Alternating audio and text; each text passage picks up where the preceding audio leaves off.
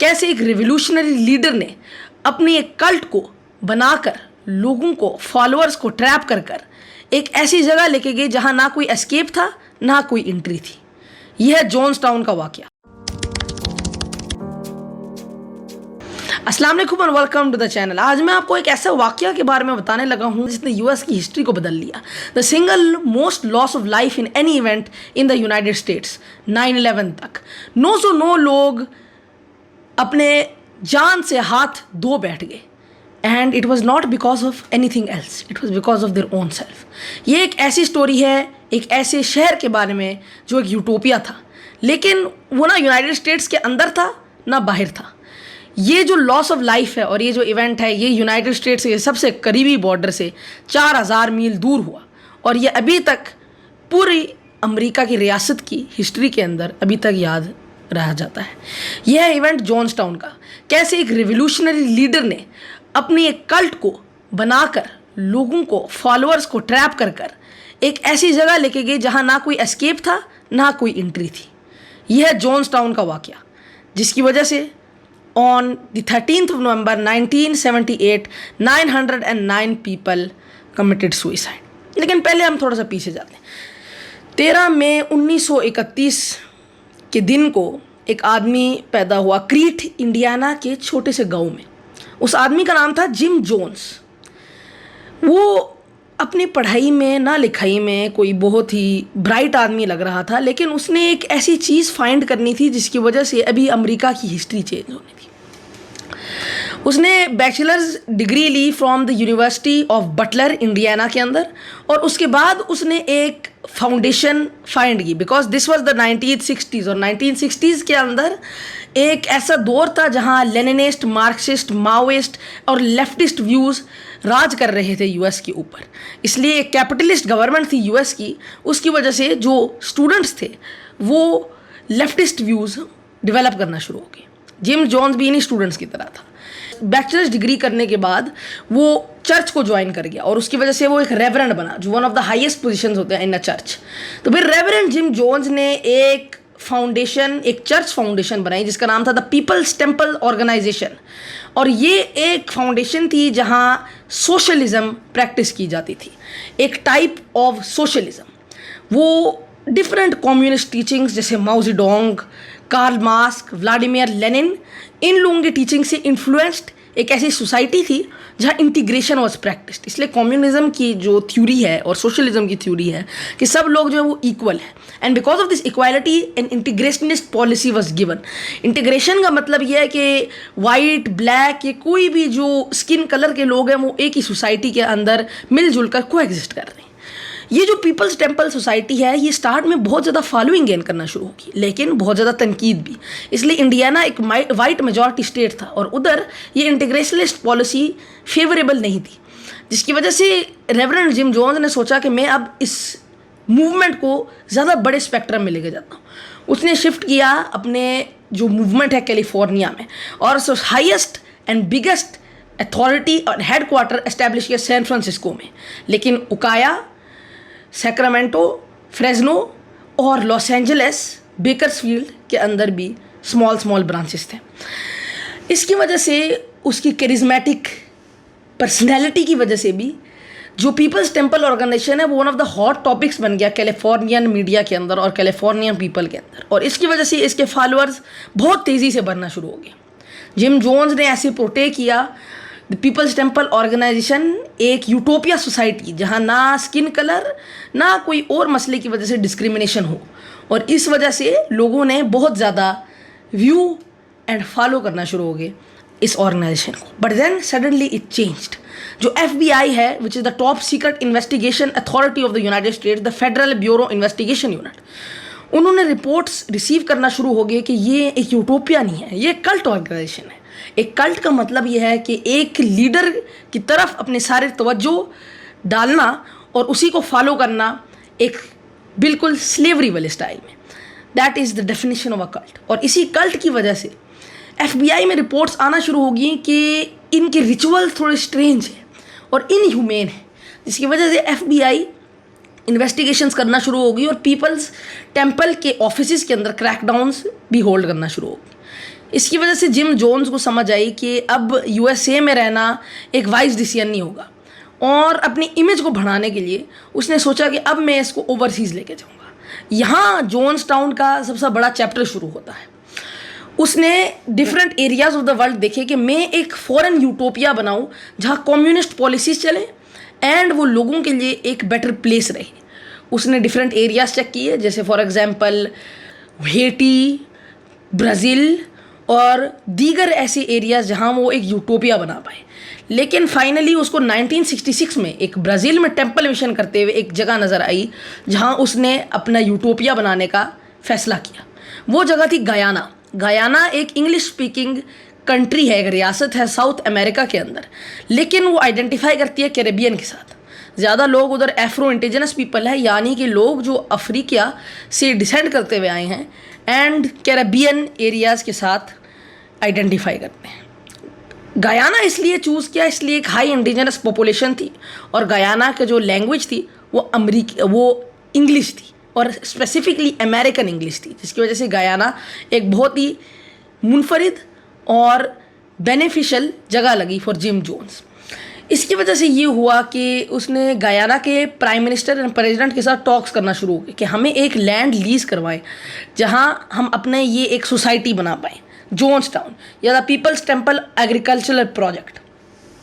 इसकी वजह से ये हुआ कि जो Guyana president and prime minister थे, उन्होंने एक जगह ऐसी लैंड की जिम जोन्स को जहां वो जोन्स टाउन एस्टेब्लिश कर पाए, और ये जो जगह है वो नाम दिलवाया गया जोन्स टाउन का। जोन्स टाउन एक ऐसी जगह थी जो वेनेजुएला के बॉर्डर के साथ थी, और उसके साथ जो नियरेस्ट टाउन था वो था पोर्ट काइटूमा, एक 1000 लोगों के पॉपुलेशन की टाउन गयाना में। और इसकी वजह से ये हुआ कि गयाना लोगों ने इधर आना शुरू हो गए वर्क के लिए एंड फॉर अदर एक्टिविटीज़। वो क्यों? इसलिए कि जो गयाना गवर्नमेंट है उन्होंने ये सोचा कि हमारे साथ डिस्प्यूट चल रहा है, इसलिए उस वक्त एट दैट टाइम वेनेजुएला के साथ डिस्प्यूट गया लैंड बॉर्डर का, और उसकी वजह से ये हुआ कि उन्होंने सोचा कि अगर हम फॉरेनर्स को उधर प्लांट कर ले उस डिस्प्यूटेड एरिया के अंदर तो शायद वेनेजुएला अपने इन्वेजन्स को कम कर ले। इसकी वजह से ये हुआ कि जो जोन्स टाउन है वो एस्टेब्लिश हुआ। तकरीबन 500 मेंबर्स अमेरिका से गए जोन्स टाउन मैस माइग्रेशन करने के लिए, और ये 3000 एकर्स यानी कि 1200 हेक्टर्स ऑफ लैंड जो है गयाना के अंदर बाई किया गया जोन्स टाउन के फॉलोअर्स ने। इसकी वजह से ये हुआ कि जोन्स ने भी एक एग्रीमेंट रीच कर ली गयाना गवर्नमेंट के साथ कि वो टेम्पल मेंबर्स का मैस माइग्रेशन इनेबल कर पाए, जिसकी वजह से लोग आए। इसकी वजह से ये हुआ कि 500 लोग जो हैं वो यूनाइटेड स्टेट्स से आए टेम्पल माइग्रेशन करने, जिसकी वजह से ये हुआ कि 1974 के अंदर गायनीज ऑफिशियल्स ने फुल फ्लेज टेम्पल मेंबर्स की माइग्रेशन करने के लिए एक ईजी तरीका दे दिया और उनको परमिट दे दिया माइग्रेशन करने के लिए। उसके बाद ये हुआ कि जॉन्स टाउन के अंदर काफ़ी ज़्यादा ब्लैक एंड इंडिजिनस फॉलोअर्स आना शुरू हो गए, जिसकी वजह से डेमोग्राफिक्स जो है वो मिक्सड होगी, और ये एक और सबूत रहा उसके लिए, जिम जोन्स के लिए, कि वो एक यूटोपिया अप्रूव कर पाए। बहरहाल जॉन्स टाउन के अंदर लाइफ मुश्किल थी, इसलिए जिस जगह पर उन्होंने ये लैंड लिया जॉन्स टाउन का, वो एक बहुत ही जरखेज़ मिट्टी नहीं थी, जिसकी वजह से प्लांट्स और क्रॉप्स ग्रो करने के लिए ख़ास तौर पर मेहनत ज़रूरी थी, स्पेशली जो वेनेजुएला बॉर्डर के पास था। तो जब ये मेंबर्स आए जॉन्स टाउन के, वो एकदम वर्क पे लग गए इन चीज़ों को बिल्ड करने में, इन्हीं लेबर को लगाने में, जिसकी वजह से ये हुआ कि जॉन्स टाउन के अंदर लाइफ ख़ास तौर पर मुश्किल रही। इसलिए ये एक रेन फॉरेस्ट के अंदर था, बहुत ज़्यादा बारिशें और गर्म मौसम एक कैरेक्टरिस्टिक वे रहा for Jonestown to stay. अब इसकी वजह से ये हुआ कि जो जॉन्स टाउन है उसके अंदर वर्किंग आवर्स काफ़ी ज़्यादा लंबे हो गए। 6 AM से 6 PM लोग जो हैं बिल्डिंग और अदर काम जैसे agriculture, soil moving, lawn cropping और इन चीज़ों में लग गए, जिसकी वजह से जो लाइफ थी वो काफ़ी मुश्किल थी। इसके बजाय भी एक बहुत ही overwhelming majority of Johnstown residents कह रहे थे कि हम इधर से जाना नहीं चाहते। लेकिन एक बात ये थी कि जिम जोन्स एक ऐसा आदमी नहीं था जो लगता था। जिम जोन्स एक कल्टिस्ट लीडर था, और जब भी सारे लोग यूनाइटेड स्टेट्स से गयाना आए इधर जॉन्स टाउन में रहने, उनने उन सब के पासपोर्ट्स और ID डॉक्यूमेंट्स कॉन्फिस्केट कर लिए, जिसकी वजह से अगर वो जाना भी चाहते वो जा नहीं पाते। अभी तक ये चीज़ बिल्कुल सही रही थी और अभी तक जॉन्सटाउन बहुत ही अच्छा जा रहा था। ज़्यादा जो डेमोग्राफिक्स थी वो अफ्रीकन अमेरिकन थे, यानी कि अमरीकी लोग जो अफ्रीका से डिसेंडेड थे, और उसके बाद वाइट लोग थे और थोड़े थोड़े मिक्स्ड लोग थे। तो टोटल 690 अफराद ब्लैक लोग थे और 246 अफराद वाइट लोग थे और बाकी मिक्स्ड एंड अदर्स थे। तो एक इंटीग्रेशनिस्ट कम्युनिटी जॉन्सटाउन नज़र आ रही थी। लेकिन जॉन्सटाउन में और भी चीज़ें होती थी जो एक नॉर्मल यूटोपिया कम्युनिटी में नहीं होती।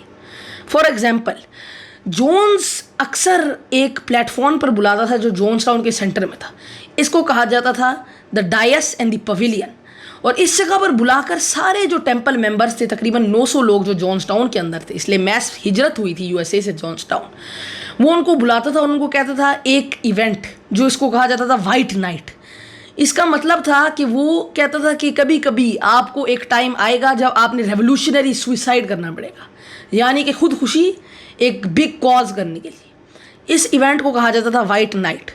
वो उन सब को शरबत, यानी कि कूल एड, जो उस वक़्त शरबत चलती होती थी, उसके अंदर वो थोड़ी सी चीनी ज़्यादा एक्स्ट्रा मिठास कर देता था उन फॉलोअर्स को, और जब वो पीते थे वो कहता था ये मिठास इसलिए कि मैंने इसके अंदर पॉइजन डाल दिया। लेकिन जब 45 मिनट गुजर जाते थे वो कहता था कि ये एक रिहर्सल है, एक ड्रिल है, और ये चीज़ शायद ज़रूरी होगी बाद में रेवोल्यूशनरी सुसाइड कमिट करने के लिए। उसके अलावा एक और एक इवेंट होता था जिसका नाम था 6 डे सीज, और ये एक ऐसी चीज़ थी जब वो कहता था कि जॉन्सटाउन के ऊपर लोग हमला करना शुरू हो गए, आप लोगों को निकलना पड़ेगा। इसलिए जॉर्जटाउन रिवर गुजरता होता था उधर से, लोगों को बोट्स के ऊपर डालकर और अदर डिफरेंट ड्रिल्स करवाने की वजह से लोग अक्सर तौर पर इंजर हो जाते थे रिवर में गिरने से। ये ड्रिल्स थी, वो कहता था कि जब कैपिटलिस्ट पिग्स, जो कहता था यूएसए के जो डिप्लोमेट से इन्वेस्टिगेट करने आएंगे या FBI, वो जब इन्वेस्टिगेट करने आएंगे तो ऐसे हमें रेवोल्यूशनरी सुसाइड करना पड़ेगा। बहरहाल टाइम अब ख़त्म होना शुरू हो गया था। अब एक ऐसा इवेंट हुआ जॉन्सटाउन की हिस्ट्री में जिसने जॉन्सटाउन को अल्टर करके रख दिया और चेंज करके रख दिया। इसलिए जो लोग थे, कंसर्न रिलेटिव्स थे उन लोग के जो जॉन्सटाउन में रह रहे थे, उनको थोड़ी सी रिपोर्ट्स आना शुरू हो गई कि जॉन्सटाउन के अंदर फोर्स्ड लेबर और अब्यूज़ की कंडीशन है, जहाँ लोग एक्चुअली वेल बीइंग में नहीं रह रहे और वो वापस जाना चाहते टूवर्ड्स द यूनाइटेड स्टेट्स। तो इसकी वजह से ये हुआ कि ये जो प्रॉब्लम है ये पार्लियामेंट के अंदर टेक ओवर हो गया, और यूएसए का जो कांग्रेसमैन है लियो राइन, उसने ये अनाउंस किया कि मैं जॉन्सटाउन में एक विज़िट करूँगा। अब ये विज़िट जो है ये एक बहुत इंपॉर्टेंट विज़िट था। 14 नवंबर 1978 में लियो राइन अलॉन्ग विद रिपोर्टर्स, इसलिए साथ में ये डॉक्यूमेंट करने के लिए, ये कवर करने के लिए उसने साथ में जर्नलिस्ट लेके आया। फॉर एग्जांपल NBC के reporters and other cameraman from different USA की जो बड़े बड़े TV चैनल्स थे, उनसे cameraman, sound producers and executive producer लेके आए टू कवर जॉन्सटाउन, स्पेशली NBC के चैनल से। वो जब इंटर हुए तो उनको एक बहुत बड़ी फेस्टिव एटमॉस्फेयर मिली। इसलिए जोन्स ने पहले से, जब उसको नोटिफाई हुआ इन चीज़ के बारे में, उनने देखा कि ये लोग आएंगे, उनने बहुत ज़्यादा सफाई सुथराई की जॉन्सटाउन की और एक ऐसा फेस्टिवल रखा जिसमें लोग खुश हों। और ये जो सारी रॉ फुटेज है ये अभी तक अवेलेबल है और आप ये व्यू कर सकते हैं। अक्सर लोग उनमें से कह रहे हैं कि हम लीव नहीं करना चाहते और हम नहीं लीव करना चाहते, लेकिन जो फर्स्ट डे है उसके बाद जो मूड है वो चेंज होना शुरू हो गया। हुआ ये कि फर्स्ट डे के बाद जब उनको नज़र आया कि इन लोगों के पास चांस है और हम जा सकते हैं, तो फिर लोग जो है वो थोड़ा सा उनका माइंड चेंज होना शुरू हो गया। 8 से 9 लोग जो हैं उन्होंने कहा एट द फर्स्ट टाइम कि हम इधर से जाना चाहते हैं USA। दूसरे दिन जब वो रहे और उनके साथ पार्टी हुई और थोड़ा सा गपशप हुई, उसकी वजह से ये पता चला कि जो लोग हैं काफ़ी ज़्यादा और लोग भी जॉन्सटाउन को लीव करना चाहते हैं और वो अगेंस्ट देयर विल उनको रखा जा रहा है जॉन्सटाउन में। जिसकी वजह से ये हुआ कि एक दिन एक बहुत ज़्यादा ज़ोर की बारिश, रेन स्टॉर्म शुरू हो गया और उसमें 5 और लोग भी आए आगे जिनने कहा कि हम इधर से लीव करना चाहते हैं। तो फिर ये हुआ कि जब इनने सारा पेपर वर्क किया इस सारे चीज़ों को करने के लिए, एक जो बड़ा लॉयल मेंबर था इस सारा टेम्पल का, उसने भी कहा कि मैं इधर से जाना चाहता हूँ। जो अदर डिफेक्टर्स थे, यानी कि जो लोग लीव करना चाहते थे जॉन्सटाउन को, वो लोग सस्पिशियस होना शुरू हो गए। उन्होंने कहा कि ये हो नहीं सकता कि इतना लॉयल टेम्पल मेंबर जा रहा है इस जगह से, जिसका मतलब है कि कोई सस्पिशियस चीज़ हो रही है। इसकी वजह से एक ऐसी चीज़ हुई 18 नवंबर 1978 को, जिसकी वजह से ये सारी चीज़ एक क्विक एंड में आना शुरू हो गया। उनका जो टेम्पल मेंबर सबसे लॉयल था वो भी गया उन लोगों के साथ जो जॉन्सटाउन को लीव करना चाहता था। और इसी जो अब आपको पता है कि जो जॉन्सटाउन था वो पोर्ट काइटूमा, जो एक बड़ा छोटा शहर था, लेकिन उधर एक एयर स्ट्रिप थी, छोटी सी एयरपोर्ट, वो उधर गए और एक प्लान तैयार हुई। एक ही प्लेन थी जो ओरिजिनल डिफेक्टर्स के लिए, लेकिन जो दूसरी प्लेन थी वो भी आई जो अगले लोग जिन्होंने कहा हम भी जाना चाहते हैं उधर से, उनको लेके जाने के लिए। लेकिन जो टेम्पल मेंबर था उनमें जब भी वो प्लेन के अंदर सीट हुए उसके पास एक हैंडगन था, और उस हैंडगन को फायर करने की वजह से जो काफ़ी लोग थे वो इंजर हो गए। उस बंदे को रिस्ट्रेन करने के बाद पता चला कि जो टेम्पल मेंबर्स है, जोन्स ने और भी टेम्पल मेंबर्स को भेजा उन लोगों को मारने के लिए, और उसकी वजह से ये पोर्ट काइटोमा एयर स्ट्रिप शूटिंग्स हुई, जिसकी वजह से लियो राइन यूएसए का कांग्रेसमैन, बॉब ब्राउन एनबीसी का रिपोर्टर और अदर कैमरामैन भी हलाक हो गए इस शूटिंग के अंदर। लेकिन जो बॉब ब्राउन था एनबीसी का कैमरामैन, उसका कैमरा फिर भी रोलिंग था, हालांकि बॉब ब्राउन को गोली लग गई, और इसकी वजह से ये जो टेप है ये अभी तक विजिबल है डिफरेंट सोशल मीडिया साइट्स के ऊपर। मीनवाइल जॉन्सटाउन में ये हुआ कि जोन्स को समझ आ गई गेम इज़ अप। उसने कहा कि अब तो गेम ख़त्म हो गया है। He kept saying it's over and over. एक जो टेम्पल सर्वाइवर है इस इंसिडेंट का, उसके अकाउंट है कि Jones kept saying it's over and over, we can't do anything. और फिर उसके बाद ये हुआ कि जोन्स ने सब लोगों को बुला लिया टुवर्ड्स द मेन पवेलियन 18 नवंबर 1978 को। उसने कहा कि इसलिए उसने उन लोगों को भेजा था उन लोगों को शूट करने के लिए। और फिर ये हुआ, उसने कहा कि अब आप लोगों को वो रेवोल्यूशनरी सुइसाइड करना पड़ेगा जो हमने इसकी रिहर्सल की। ज़्यादा लोगों को फिर भी नहीं पता था कि ये असली में रेवोल्यूशनरी सुइसाइड करने लगे, और उनको लगा कि ये एक ड्रिल है। बहरहाल जोन्स ने फिर ये किया कि उसने एक टब लिया फ्लेवर एड या वही कूल एड शरबत का, और उसके अंदर डाला हाइड्रोजन साइनाइड, वेलियम, वेलिन और दीगर अदर पॉइजन्स। इसकी वजह से ये हुआ कि ये जो एक शरबत के हार्मलेस ड्रिंक था वो एक डेडली कॉन्कॉक्शन ऑफ पॉइजन बन गया। लोगों ने फिर भी इतने तो ऑब्जेक्शन नहीं की, बल्कि वो लोग जो थे वो एक्चुअली जोन्स के जो एक ये एजेंडा था उसके साथ रहे, और उनने कहा कि ये लोग हमारे यूटोपिया से निकालना चाह रहे हैं, और हम इसलिए रेवोल्यूशनरी सुइसाइड करेंगे ताकि ये लोग इस जगह को ले नहीं पाएंगे। जोन्स अक्सर कह रहा था उस स्पीच के अंदर कि ये हमारे बच्चों को मार देंगे। हालांकि जोन्स खुद कह रहा था कि इन बच्चों को मार दो एक रेवोल्यूशनरी सुइसाइड में। ये जो सारी टेप है ये 44 मिनट की डेथ टेप, जिम जोन्स ने अपने पॉकेट में ये कैसेट टेप रिकॉर्ड की, और अभी तक ये विजिबल है डिफरेंट प्लेटफॉर्म्स के ऊपर।